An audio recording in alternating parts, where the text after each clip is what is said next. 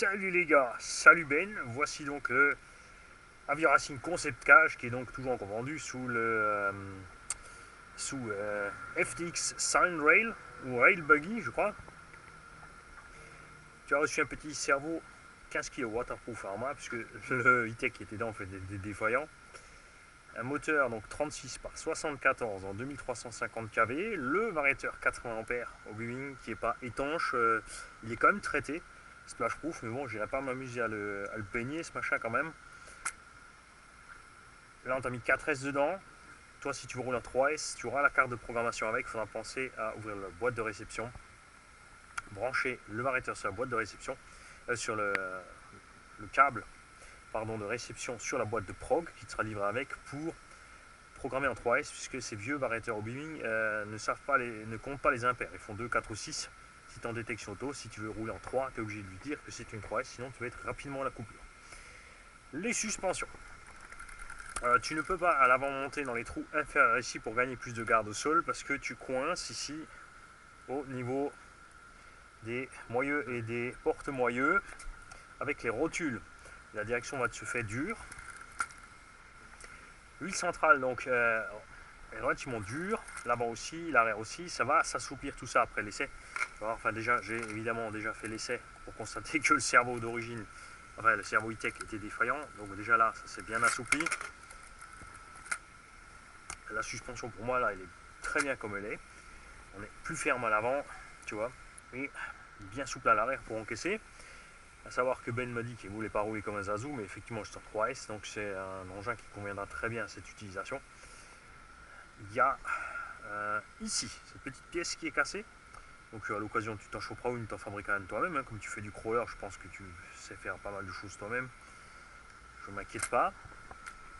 Il y a une vis ici qui a été montée à la colle. Donc je ne l'ai pas sortie, je l'ai laissée comme elle est. Ça se démonte et ça se remonte, mais je ne voulais pas forcer dessus. Et puis en avant pour un petit essai. Tu as une petite radio Dumbo. Tu seras le cobaye. Dumbo RC, 5 voix. Je me dis 5 voix, ça peut être rigolo comme tu fais du crawler. On va peut-être aussi tester les autres voies. On a ici la troisième voie, on ou off. Et une quatrième voie, on ou off ici. Et ici, aussi, on peut allumer ou éteindre la 5. La sixième étant uniquement pour les récepteurs qui ont un gyroscope à l'intérieur, donc pour régler une espèce d'AVC. Ou de TSM, appelez-le comme vous voulez. C'est un moteur 2 pôles. Attention, donc si tu veux partir très doucement, regarde. Ça, c'est normal sur un moteur 2 pôles. Contact 2 pôles, ça aussi entre les deux pôles, il faut mettre un petit coup un peu plus fort. Tu vois,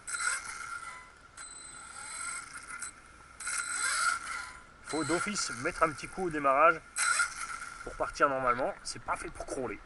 Tu vois, regarde, si tu veux partir doucement, il n'y a pas moyen. Par contre, dès que tu le fais glisser un tout petit peu, c'est bon.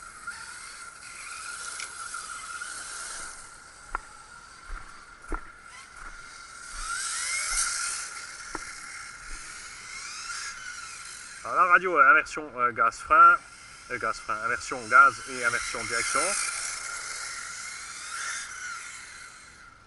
Dual rates des gaz et de la direction. Puis ma foi, là j'ai un petit pignon de 14. Et en 4S, les performances sont tout à fait raisonnables pour ce petit moteur.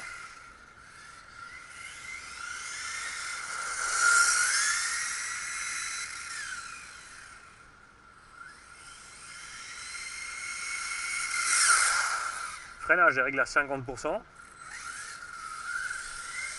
Et là, il y en a qui sont en train de se poser des questions. Qu'est-ce que c'est que ces donuts par terre? Eh ben ouais, Mani a réarmé la burn machine. Et on a fait quelques essais. C'est pour ça que même là-bas, il y a du tout droit. Wow, caramba!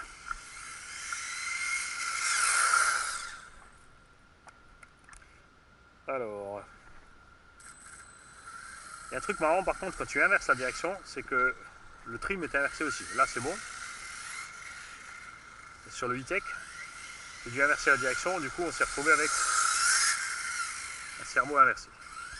Enfin, une trim inversée.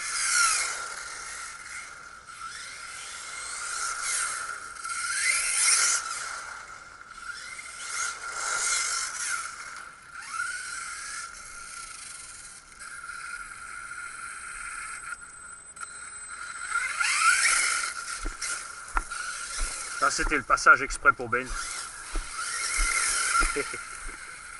Alors, voyons voir si... Ah non, Mani il n'a pas tendu, c'est pas la peine.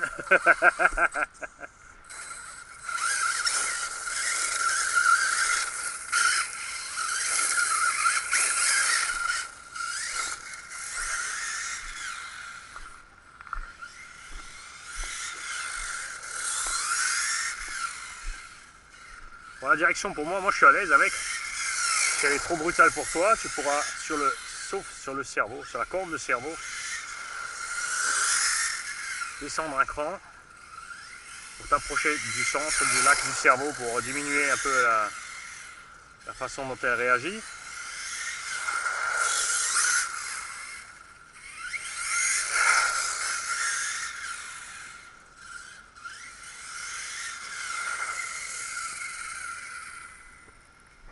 Voilà. Et je t'ai aussi laissé, comme c'est un engin vintage, j'ai pas pu m'empêcher de laisser une antenne vintage violette. Moteur, allez, blague, il reste tiède. Là je l'ai cherché quand même exprès plein gaz, plein frein, pour voir. Les huiles, effectivement ça commence à se détendre, c'est bon. Ouais, là on est bien, parce que des huiles trop dures sur un engin comme ça, c'est pas l'idéal non plus. On va tirer fort sur la mécanique. Et nous, c'est pas du tout le but.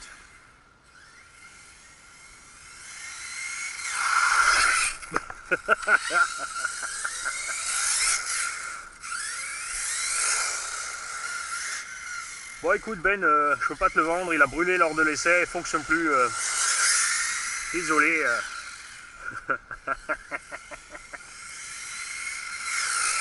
Je garde l'épave pour moi.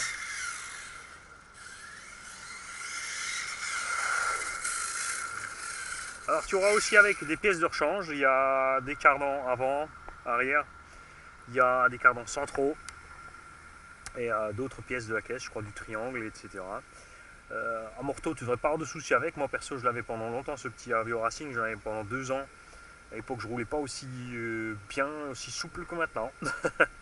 J'ai pas cassé les amortos et au pire, de toute façon, on peut monter n'importe quel amorto de buggy 1/8 dessus. C'est pas un problème. Si à quoi que ce soit, si tu trouves pas une pièce, là c'est pareil, tu me contactes. Voilà. On compte sur toi pour une petite vidéo ou photo à la réception et puis après c'est évidemment aussi pour nous dire ce que tu en penses. Et surtout tu me rappelles de ne pas oublier de te laisser la carte de prog avec. Salut Ben, salut les gars et merci par un tout coup.